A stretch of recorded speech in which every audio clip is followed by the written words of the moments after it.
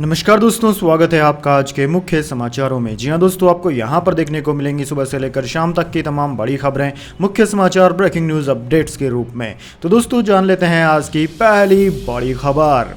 शिव कुमार बोले बीजेपी के लिए कर्नाटक हुआ क्लोज, मोदी हुए फेल, यहाँ हिजाब हलाल नहीं चलेगा, हम प्राउड कन्नड़ है, बाहरी नहीं चाहिए। जी हां दोस्तों, कर्नाटक चुनाव के नतीजे आ गए और यहाँ पर कांग्रेस ने स्पष्ट बहुमत को पार कर लिया है। दोस्तों आपकी जानकारी के लिए बता दें, जहां 224 सीटों वाली कर्नाटक विधानसभा चुनाव के नतीजे आए, उनमें कांग्रेस ने 126 सीटों पर जीत दर्ज की, जबकि बीजेपी 60 सीटों पर ही समेट कर रह गई है। यहाँ पर स्पष्ट बहुमत के लिए 113 सीटों की जरूरत थी और कांग्रेस ने इस बहुमत को पार कर लिया है, यानी कि कर्नाटक में कांग्रेस की सरकार बननी तय है। दोस्तों प्रदेश अध्यक्ष डीके शिव कुमार इसकी भविष्यवाणी पहले ही कर चुके थे। वोटिंग से पहले भास्कर से बातचीत में शिव कुमार ने कहा था कि कर्नाटक में हिजाब हलाल और बजरंग बली जैसे मुद्दे नहीं चलेंगे, हम प्राउड कन्नड़ हैं, सरकार चलाना जानते हैं, बाहरियों की जरूरत नहीं है। कर्नाटक बीजेपी के लिए क्लोज चैप्टर है, उसकी सरकार और पीएम मोदी यहां फेल हो गए हैं। भास्कर से बातचीत में शिव कुमार ने दावा किया था कि कांग्रेस 140 सीटें जीत रही है, हालांकि सीटें दावे से अभी थोड़ा पीछे हैं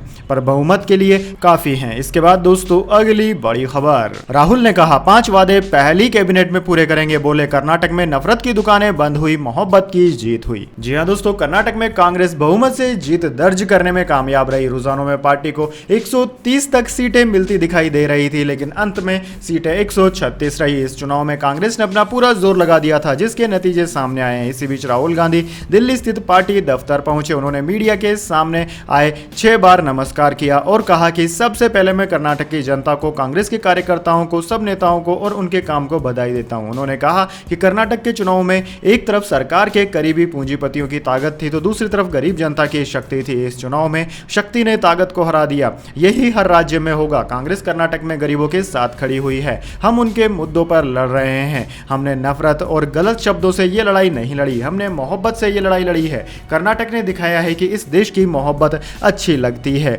राहुल ने कहा कि कर्नाटक में नफरत का बाजार बंद हो गया है, मोहब्बत की दुकानें खुली है। ये सबकी जीत है। सबसे पहले यह कर्नाटक की जनता की जीत है। हमने चुनाव में कर्नाटक की जनता से 5 वादे किए थे, हम इन वादों को पहली कैबिनेट मीटिंग में ही पूरा करेंगे।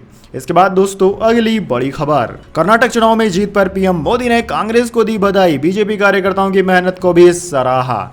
जी हां दोस्तों, पीएम नरेंद्र मोदी ने भी कर्नाटक चुनाव के नतीजों के बाद ट्वीट करके कर्नाटक विधानसभा चुनाव में जीत के लिए कांग्रेस पार्टी को बधाई दी। लोगों की आकांक्षाओं को पूरा करने के लिए उन्होंने कहा कि मेरी शुभकामनाएं कांग्रेस पार्टी के साथ है। मैं उन सभी को धन्यवाद देता हूं जिन्होंने कर्नाटक चुनाव में हमारा समर्थन किया है। मैं भाजपा कार्यकर्ताओं की कड़ी मेहनत की सराहना भी करता हूं। हम आने वाले समय में और भी अधिक जोश के साथ कर्नाटक की सेवा करेंगे। इधर दोस्तों कर्नाटक के मुख्यमंत्री बसवराज बोम्मई ने कहा कि कर्नाटक विधानसभा चुनाव के इस हार की जिम्मेदारी मैं लेता हूं। इसके कई कारण हैं, हम सभी कारणों का पता लगाएंगे और संसदीय चुनाव के लिए एक बार फिर पार्टी को मजबूत करेंगे। कर्नाटक की जनता का जो निर्णय है वो हम सब स्वीकार करेंगे और इस पर हम एक एनालिसिस करेंगे।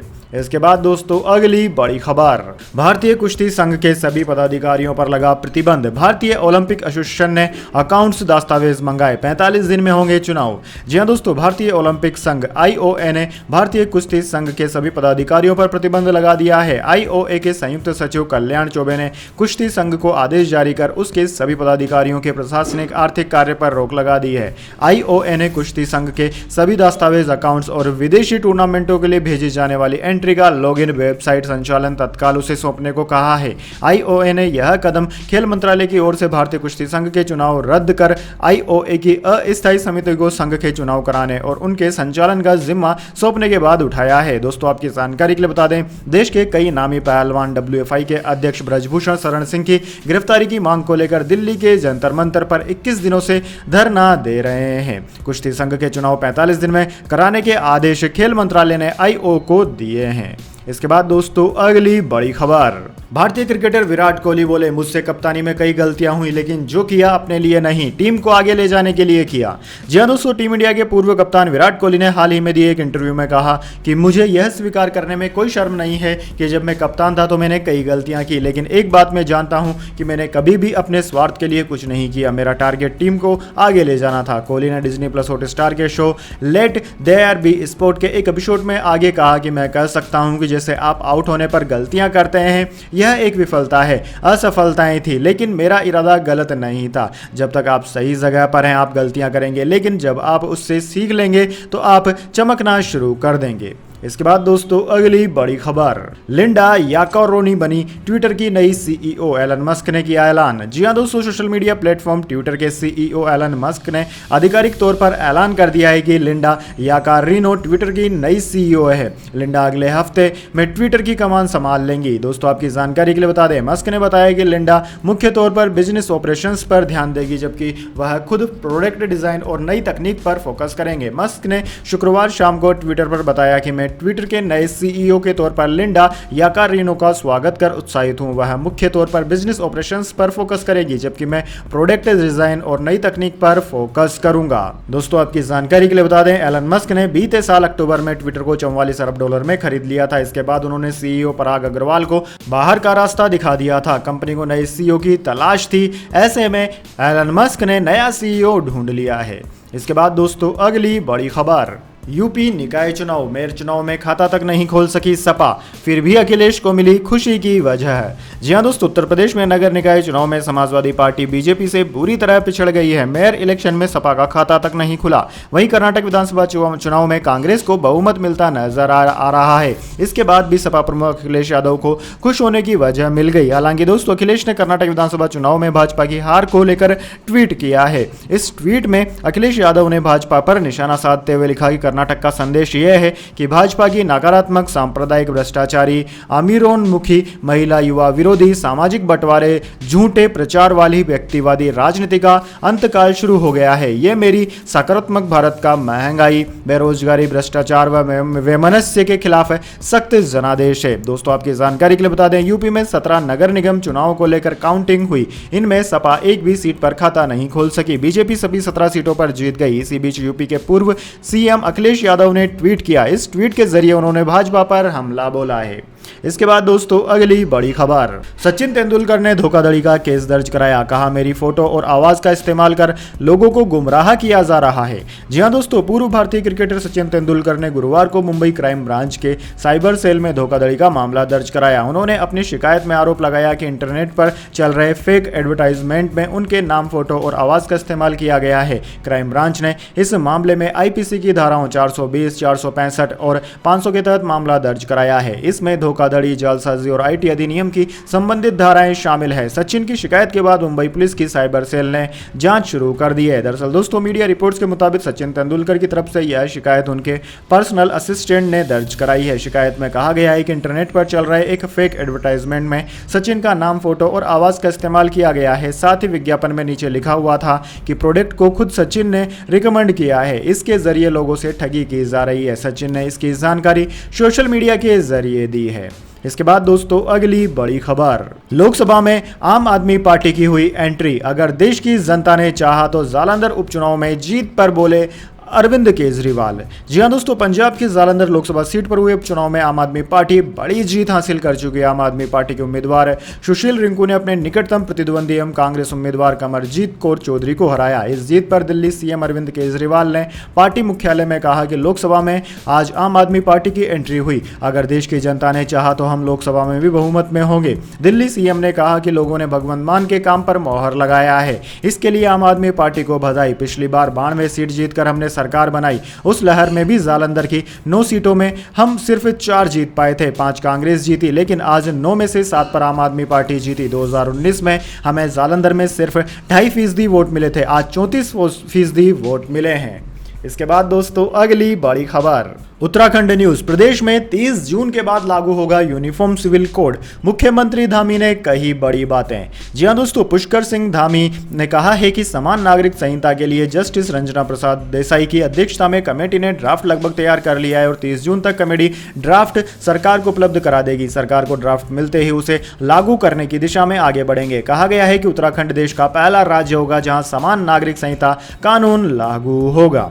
इसके बाद दोस्तों जाने अगली बड़ी खबर, लेकिन उससे पहले मेरी आपसे एक छोटी सी रिक्वेस्ट है। अगर दोस्तों आपको अभी तक हमारी न्यूज़ पसंद आई है तो इसे एक छोटा सा लाइक जरूर दे दीजिए, और अगर आपको पसंद नहीं आई है तो बेशक आप डिसलाइक भी कर सकते हैं, लेकिन दोस्तों लाइक और डिसलाइक जरूर कीजिए, क्योंकि दोस्तों यही हमारी मेहनत का फल होता है और इसी से हमें पता चलता है कि आपको हमारी वीडियोज़ पसंद आ रही है या नहीं। तो चलिए दोस्तों जान लेते हैं आज की अगली बड़ी खबर। खतरनाक हुआ चक्रवात मौका, बांग्लादेश में सबसे बड़े शरणार्थी शिविर को खतरा, डब्ल्यूएमओ ने दी चेतावनी। जी हां दोस्तों, उष्णकटिबंधीय चक्रवात मौका बंगाल की खाड़ी से अब बांग्लादेश और म्यांमार की सीमा के पास जा पहुंचा है। विश्व मौसम विज्ञान संगठन डब्ल्यूएमओ ने बांग्लादेश में तेज हवाओं, बाढ़ और संभावित भूस्खलन की चेतावनी देते हुए कहा है कि मौका बहुत खतरनाक हो गया है। डब्ल्यूएमओ ने कहा है कि यह बांग्लादेश के कॉक्स बाजार में दुनिया के सबसे बड़े शरणार्थी शिविर को प्रभावित कर सकता है। भारत के मौसम विज्ञान कार्यालय के अनुसार चक्रवात मौका ने रविवार दोपहर तक बांग्लादेश म्यांमार सीमा के पास लैंडफॉल करने की संभावना जताई है। फिलहाल इन इलाकों में 175 किलोमीटर प्रति घंटे की रफ्तार से हवाएं चल रही हैं। इसके बाद दोस्तों अगली बड़ी खबर, इस साल 9 करोड़ नौकरियां पैदा करेगी टूरिज्म इंडस्ट्री। देश में बढ़ रहा मेडिकल, वेलनेस, आध्यात्मिक और एडवेंचर टूरिज्म सेगमेंट। जी हां दोस्तों, देश की टूरिज्म इंडस्ट्री में इस साल 8.8 करोड़ नई नौकरियां पैदा हो सकती है। सकल घरेलू उत्पाद जीडीपी में इस इंडस्ट्री का 11.48 लाख करोड़ रुपए यानी कि 5% का योगदान होगा। कुल नौकरियों में इस सेक्टर की 13% हिस्सेदारी है। अगले दशक में भारत में मेडिकल, वेलनेस, आध्यात्मिक, बिजनेस, ट्रेवल के साथ एडवेंचर टूरिज्म सेगमेंट में वृद्धि होगी। डिजिटल पेमेंट कंपनी वीज़ा और प्रोफेशनल सर्विसेज फर्म EYE की एक रिपोर्ट में ऐसा कहा गया है।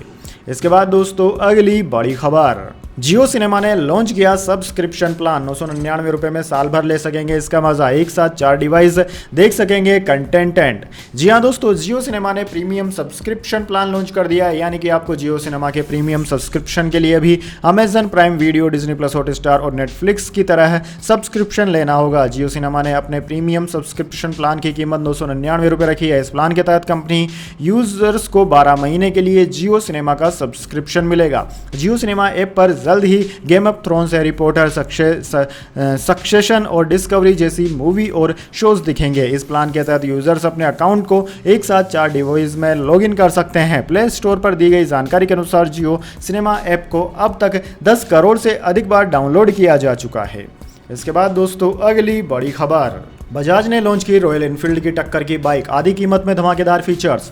जी हाँ दोस्तों, रॉयल एनफील्ड के पास बाइक्स के ढेर सारे मॉडल हैं। इनमें क्लासिक 350, बुलेट 350 जैसे रेट्रो मॉडल और मीटियोर जैसे क्रूजर मॉडल शामिल है। रॉयल एनफील्ड मीटियोर कंपनी की एक क्रूजर बाइक है, लेकिन इसकी कीमत 2 लाख रुपए से 2.5 लाख रुपए तक जाती है। ऐसे में लोग इतना बजट नहीं रखते हैं, उनके लिए बजाज एक शानदार विकल्प लेकर आई है। जी हाँ दोस्तों, कंपनी ने अपनी एवेंजर 220 स्ट्रीट बाइक को भारतीय बाजार में फिर से लॉन्च कर दिया है। कंपनी ने इस क्रूजर मोटरसाइकिल को साल 2020 में बंद कर दिया था। हालांकि अवेंजर सीरीज की 2 अन्य बाइक एवेंजर 220 क्रूज और एवेंजर 160 स्ट्रीट लगातार बिक रही है। दोस्तों, एवेंजर 220 स्ट्रीट को 220 सीसी एयर और oiled cool single cylinder engine दिया गया है, जो 19 bhp और 17.55 Nm का पीक टॉर्क देता है। यह इंजन नई पल्सर 220F और एवेंजर 220 क्रूज में भी मिलता है। इंजन को 5 स्पीड गियर बॉक्स से जोड़ा गया है। इस क्रूजर मोटरसाइकिल की कीमत 1,42,000 रुपए रखी गई है। इस कीमत पर कंपनी अपनी